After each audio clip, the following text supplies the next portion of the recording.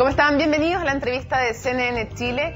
Nuestro invitado de hoy requiere de poca presentación, un hombre que fue 4 años ministro durante el gobierno de Eduardo Frei, un hombre además que es académico, que es estudioso, que ha hablado de temas desde institucionales hasta pasando por la educación, por lo tanto muy contingente. José Joaquín Brunner, bienvenido a CNN. Buenas tardes. Tenemos muchos temas que conversar con usted, pero partamos primero por el tema de la educación y el tema de la carrera docente, que está en plena contingencia. Ya sabemos que se suspendió el paro, los profesores siguen en un estado de movilización, como ellos lo denominan, pero quiero saber a su juicio, en el proceso de negociación previo a la idea de legislar de la carrera docente, ¿cuál cree usted que fue el principal error del gobierno? A ver, yo creo que el principal error es, primero, presentar un proyecto que estaba mal estructurado, técnicamente débil. Ese fue el primer error. El segundo error fue terminar entregando la negociación a una comisión de la Cámara de Diputados y al Colegio de Profesores, en que el gobierno se sentaba a la mesa como una especie de invitado de piedra. Y eso efectivamente no es parte de la manera como se puede llevar adelante un buen proyecto, de modo tal que el gobierno ha tenido 2 traspiés serios en la tramitación de este proyecto, que en realidad es clave para el futuro de la educación chilena. Según Harald Beyer, decía que había sido un error poner como interlocutor privilegiado en esta negociación solo al Colegio de Profesores, que sentía con cosas preconcedidas o con ciertos derechos preconcedidos, pero otros dicen que al contrario, que fue un error no haber consensuado un proyecto con los profesores que fuera aceptado por el magisterio y por las bases. ¿En cuál postura se inscribe usted? A ver, yo creo que el gobierno tiene que llevar adelante un proyecto, conversarlo con todo el mundo, recoger y articular distintas ideas de todos los actores y luego efectivamente hacer la discusión dentro del Parlamento sin a esa altura ninguna negociación, particularmente no con los intereses corporativos que están directamente representados en el colegio, de modo tal que a mí me parece que así ha sido tradicionalmente, así se hace en otras partes del mundo. No veo por qué nosotros habríamos de inventar llegar previamente, antes de ir al Congreso, a un acuerdo completo con el Colegio de Profesores. No tendría sentido entonces el Parlamento. ¿Y qué se hace cuando hay un paro de esta magnitud? Bueno, cuando hay un paro se tiene que afrontar la situación directa del paro y hay que ahí conversar. Y bueno, a mí me parece que después de un rato la conversación ya no era conducente, el colegio no era un buen interlocutor porque estaba profundamente dividido, las asambleas estaban llevando la conversación en una u otra dirección y el gobierno en realidad empezó a conceder cosas que finalmente nadie sabe si se van a recuperar en el proyecto que está actualmente discutiéndose o si se va a ir en otra dirección, de modo tal que en realidad fue un mal paso. El Colegio de Profesores, con la división que ha mostrado públicamente, ¿es hoy día menos poderoso de lo que era antes de este paro? Ciertamente, claro, es un colegio dividido, confundido, que en definitiva después de parar y lesionar seriamente intereses de los estudiantes y por lo tanto de la educación en su conjunto, ahora acuerda que sí va a sentarse a conversar con el gobierno en la mesa que el gobierno desde hace 20 o 30 días le está ofreciendo. Pero ellos dicen que porque el proyecto que hay hoy es muy distinto del proyecto inicial. Y eso es cierto, pero los cambios fundamentalmente los realizó la propia bancada de diputados de la nueva mayoría, de modo tal que a mí me parece que si bien se han recogido algunas ideas del Colegio de Profesores, el proyecto estaba mal planteado desde su nacimiento y por lo tanto efectivamente iba a experimentar cambios como ha sido con la mayor parte de los proyectos del gobierno hoy día en el Parlamento. ¿La mayoría de los proyectos de educación del gobierno usted diría que han entrado mal? Han entrado muy mal, pues el del año pasado. ¿Con importante? Yo creo que podían abordar algunas materias importantes, pero en realidad, como la propia presidenta después de varios meses dijo, mire, en realidad mi intuición fue que debíamos haber partido por otro lado. Y yo creo que hoy día nadie dentro de la concertación, dentro de la nueva mayoría, estaría dispuesto a decir, no, es que ese era un muy buen proyecto desde el primer día. Era un proyecto que no, el proyecto famoso del fin del lucro, fin del copago y fin de la selección, no debió haber sido el primer proyecto y como tal proyecto hubo que cambiarlo muchísimo para volverlo más o menos aceptable. El proyecto como está ahora de carrera docente, ¿es un buen o un mal proyecto? Y si no lo considera bueno, ¿cuáles son las principales deficiencias? Yo creo que a esta altura, con los cambios que se le han ido haciendo para bien y para mal, es un proyecto mediocre. Me parece a mí que la deficiencia central es que el balance entre exigencias puestas al profesor para ayudarlo y mejorar su desempeño y las retribuciones, beneficios y reconocimientos que se le hacen es un balance que se ha ido perdiendo en el camino. Es decir, hay que volver a reponer estándares de exigencia, hay que tener, por cierto, evaluación, hay que encontrar algún mecanismo al ingreso que no sea puramente la mentoría y la ayuda, y eso efectivamente se fue perdiendo a lo largo del camino. O sea, ¿está desbalanceado, dice usted, este proyecto en pro de los intereses de los profesores? Así creo yo. No en realidad en beneficio de los profesores, en beneficio del interés corporativo, que no necesariamente es el de los 150.000 profesores chilenos, muchos de los cuales están perfectamente de acuerdo con que debe haber evaluaciones, con que la evaluación no puede ser una sola, que la progresión en la carrera tiene que pasar por barreras exigentes, etc. ¿Usted diría entonces que el Colegio de Profesores hoy día no es representativo de los maestros de manera importante? No, pero eso no lo digo yo, es una cosa perfectamente sabida. El colegio representa a un sector de profesores, una gran parte de los profesores, particularmente jóvenes, no están colegiados, y luego la vida interna, cuando hay elecciones, por ejemplo, se ve que vota una proporción baja incluso de aquellos que están inscritos, de modo tal que no me parece que el colegio, que tiene, por cierto, una capacidad de presión importante, sin embargo, sea un órgano realmente representativo del conjunto de los docentes. Ok, usted dice que tiene capacidad de presión, pero que no es representativo del total de los docentes. Vamos a hablar entonces ahora de educación gratuita. Se anunció el 1 de mayo que se adelantaba para el 2016 para las universidades del Consejo de Rectores públicas o privadas. Luego se dijo que tal vez se iba a incluir algunas privadas. Finalmente quedamos a raíz de del tema presupuestario en que solamente las del CRUT van a tener esta gratuidad adelantada. Adelantar la gratuidad, ¿es una buena o una mala idea? La idea en general de la gratuidad me parece a mí que es perfectamente discutible y que no contribuye a la equidad en el país, que es bastante irreal, digamos, estar discutiendo hoy día ese tipo de materias para el 100% como gratuidad universal. Ahora, este adelantamiento puede perfectamente ser una buena medida si es que efectivamente constituye un derecho de todos los jóvenes con las mismas necesidades socioeconómicas, los mismos méritos e inscritos en instituciones acreditadas. Si eso se puede hacer para el 40%, para el 50%, me parece que es secundario, pero que por ahí se debe haber partido. En la medida que se partió reservando esto para un grupo de jóvenes y dejando afuera a otros jóvenes iguales en necesidades y en talento, lo que se ha hecho es constituir un privilegio para un segmento de la juventud chilena, lo cual me parece que va completamente en contra del espíritu de lo que el gobierno pretende. Dice Ignacio Walker que esta idea de la gratuidad para el 2016 solo para el CRUT, para las universidades del CRUT, es contraria al espíritu del gobierno, al programa propuesto, a la equidad, y dice que efectivamente se está dando un trato preferente, no se está dando un trato preferente a los estudiantes de menores ingresos, a todos. ¿Es contrario, cree usted, al espíritu del gobierno y del programa planteado? Bueno, por cierto, y a toda la retórica que ha acompañado al programa durante este primer año. Ahora nos encontramos con la sorpresa que en realidad lo que debía ser la base de un derecho de todos los jóvenes con las mismas características, termina siendo un privilegio para un grupo de jóvenes por el hecho de que ellos han podido inscribirse en determinado tipo de universidades. Me parece que en realidad el gobierno va a tener que corregir esto porque no va a encontrar tampoco el necesario apoyo, me parece a mí, dentro de los parlamentarios de la nueva mayoría. Realismo sin renuncia. ¿Le parece una buena idea o corre el riesgo, como sostienen algunos, de quedar sin mística este gobierno? No, me parece que la mística del realismo puede ser tremendamente poderosa porque finalmente logra hacer cambio, efectivamente. Así como van las cosas, lo más probable es que nos quedemos con esta rara figura de aprobar leyes como la tributaria o la primera reforma educacional del año pasado para luego tener que dictar decenas de reglamentos circulares y terminar en el fondo cambiando la ley como se va a hacer probablemente con la ley tributaria.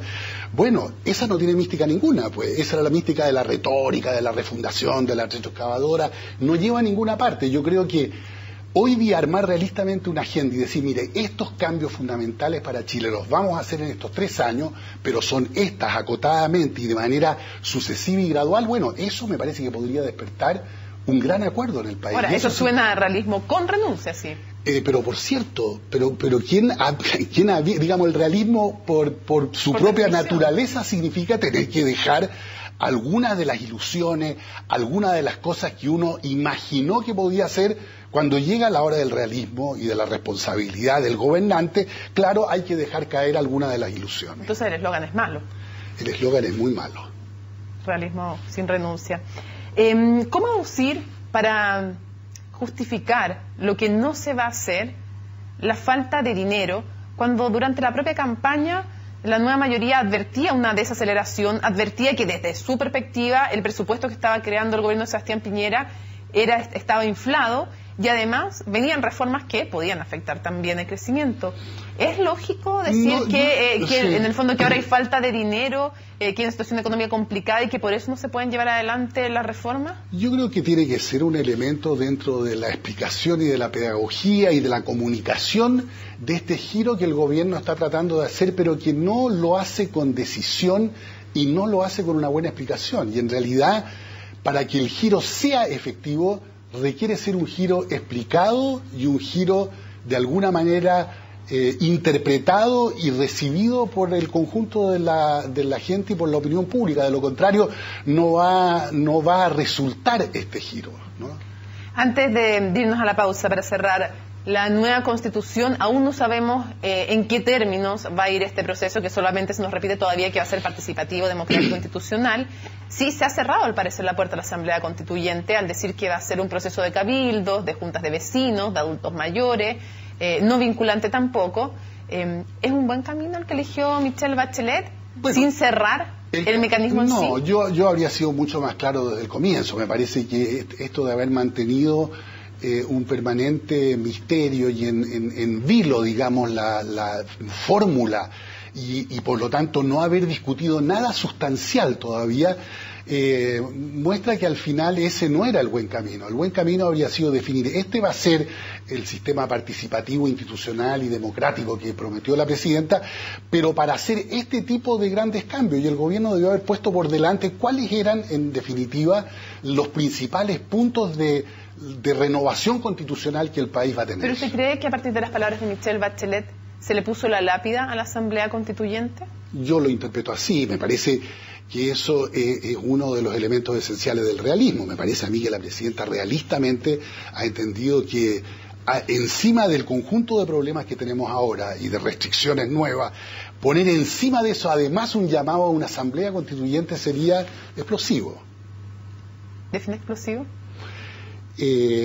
Explosivo es algo que con mucho ruido genera un enorme desorden y es poco productivo desde el punto de vista de las soluciones que el país necesita. Vamos a hacer una pausa, le invito a hacer una pausa en esta conversación con José Joaquín Brunner y regresamos a la entrevista de CNN Chile.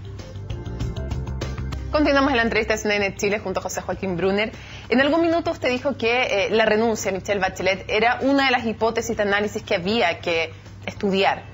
¿Le parece que hoy día esa es una posibilidad absolutamente descartada en el marco político actual? Yo creo que en la medida que hay algo en política que uno puede decir definitivo, sí, es claramente una opción que no vuelve a aparecer y hoy día el camino se ha encauzado en la idea del giro hacia el realismo sin renuncia y hacia los cónclaves que vienen y por lo tanto a una especie de revisión de la trayectoria del gobierno. Vamos a ver qué es lo que resulta, pero me parece que ese otro tipo de escenario quedan descartados. La declaración judicial de Rodrigo Peñailillo trascendió y cada vez que se le preguntó en 3 ocasiones si Michelle Bachelet sabía no solo de la precampaña, sino también en la campaña, las relaciones entre la empresa que administraba la campaña y la de Giorgio Martelli, dijo: por consejo de mi abogado, no me voy a referir a eso. ¿Cómo interpretó usted esta declaración? Sin interpretarla, o sea, básicamente diciendo, mire, estas son las cosas que los abogados arreglan con sus clientes y en lo cual uno no tiene idea y por lo tanto empezar a hacer interpretaciones de algo que además no es tan trascendente, porque lo trascendente detrás de esto, ¿qué podría ser? Que no fuera a decir, no, pero es que la presidenta sabía y por lo tanto estamos frente a una enorme crisis. Eso es No me parece a mí que ese sea una reflexión interesante en este momento. Pero no hay un mensaje, no hay una advertencia cuando no despeja una duda que podría haber despejado diciendo no sabía. Bueno, pero eso es lo que yo llamo una cierta como táctica del comportamiento y de la estrategia judicial de una persona acordada con su abogado. ¿Y no un mensaje político? Bueno, lo estamos convirtiendo en un mensaje político. ¿Y usted cree que no lo es? Yo creo que no lo es. Pero digo, al final los mensajes políticos no existen por el deseo o no del enunciante, existen porque los medios generan un mensaje a partir del vacío y todos nosotros entramos a la conversación. Ahora, él sabía lo que se iba a producir. Él probablemente sabía lo que se iba a producir. Por lo tanto, tan ingenuo no es y algún efecto buscaba también. Pues. Bueno, pero no lo sabemos. Ahora, Andrade nos decía ayer, Osvaldo Andrade, expresidente del Partido Socialista, que él estaba desilusionado de tanto de Arenas como de Rodrigo Peñalillo, porque cuando aparece todo este tema de la precampaña y de la plata para mantenerse de los políticos que después iban a llegar al comando o que después iban a llegar, y están todavía muchos de ellos en el gobierno, no se dijo toda la verdad. ¿Usted tiene algún grado de desilusión con lo que hemos conocido de SQM financiando no solo pre-campaña, sino que campaña y también la vida de quienes se dedicaron posteriormente a estas actividades? Yo tengo como analista un gran interés en lo que ocurrió ahí, en el sentido de que efectivamente el origen, digamos, lo que hemos llegado a entender ahora es que en el origen del gobierno hubo efectivamente un intento de reemplazar a unas élites y a unas tecnocracias y a unas generaciones que estaban en la historia de la concertación por una nueva visión, un nuevo programa, una nueva conducción, y se hizo de esta manera sorprendente, ¿no? Entonces, a mí me parece que ese punto habla mucho de las dificultades que el gobierno ha ido teniendo y muestra lo precario que en realidad es el proyecto de la nueva mayoría en torno al carisma de una presidenta que hoy día ya no tiene ese carisma, y en torno a una idea que era bastante descabellada, que era esta idea de forzar un cambio generacional y de plantel político a partir de una operación semiclandestina hecha al margen de los partidos políticos. Esa es la parte que a mí me parece más sorprendente, pero no me desilusiona, ¿no? Digamos... Pero ¿y no lo desilusiona personeros de la nueva mayoría pidiéndole plata a Ponce Lerú? Bueno, me parece que eso forma parte del capítulo de la responsabilidad generalizada del país de no haber solucionado el tema del financiamiento de la política. Ahora, pero uno puede pedirle plata a uno y a otros no. Sí, yo sé, yo he escuchado mucho esa hipótesis. No es una hipótesis que a mí me haga mucho peso. Pero entiendo, entre otras cosas... ¿No le parece grave? ¿No le parece cuestionable no, éticamente? Me parece que el sistema entero de financiamiento era realmente algo que no se sostenía y que había que llevarlo, digamos, a una aclaración. Pero ¿cómo se la plata para la vida cotidiana? No estamos hablando solo de campaña, estamos hablando de cómo se financiaba la vida de personas que se dedicaban a la política. Sí, al margen de los partidos, y no tampoco en periodo de campaña, ni siquiera de precampaña. Estamos hablando para su mantención. Bueno, pero si la política, por cierto, la política profesional requiere de un plantel de personas que viven de la política y para la política, pero viven de la política.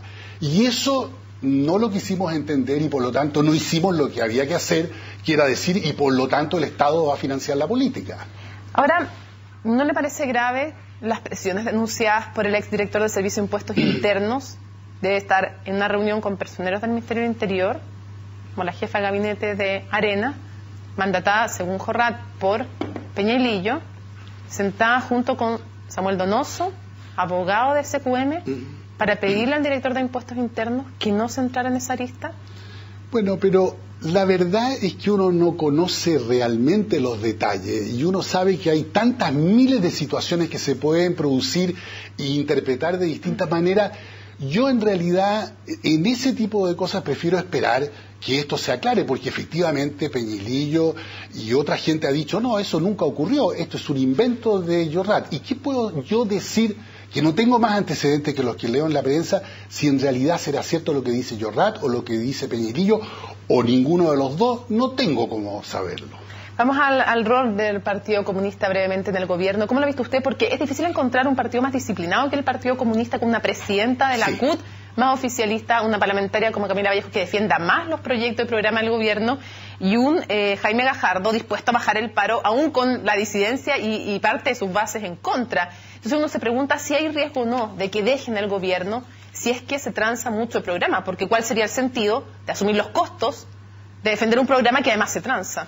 Bueno, pero eso ha dicho ya el presidente del partido, de que ellos están en el gobierno para llevar a cabo el programa, y ha dado a entender de que si hay alguna renuncia en algún punto que al partido le parezca excesivo, no van a seguir en el gobierno. Y me parece consecuente con la forma como el Partido Comunista concibió su ingreso al gobierno, que era una especie de garante del programa, sin darse cuenta, y ese es el único error del Partido Comunista, que es un partido tan realista y tan serio en esta materia, que en realidad el programa era completamente irrealizable. No necesariamente porque la situación económica podía cambiar, y ha cambiado, sino que porque tenía algunas otras ideas que estaban mal concebidas, mal planteadas, y que no se iban a poder llevar a cabo. Entonces, el partido se equivocó en ese punto. Y en el contexto de un realismo sin renuncia, ¿cree usted que hay riesgo de que el Partido Comunista se vaya de la nueva mayoría? Yo creo que podría llegar a ocurrir si es que efectivamente se hiciese un giro hacia el realismo reformista, pero llevado seriamente a cabo. Y eso efectivamente al Partido Comunista, que se sobrecomprometió con una cierta ilusión de las cosas, podría llevarlo a tener que marginarse del gobierno. Andrés Velasco, parte y líder de Fuerza Pública, al cual usted también ha adherido, decía que le ve poca duración más allá de este gobierno a la nueva mayoría. ¿José Joaquín Brunner le ve duración a la nueva mayoría más allá de este gobierno?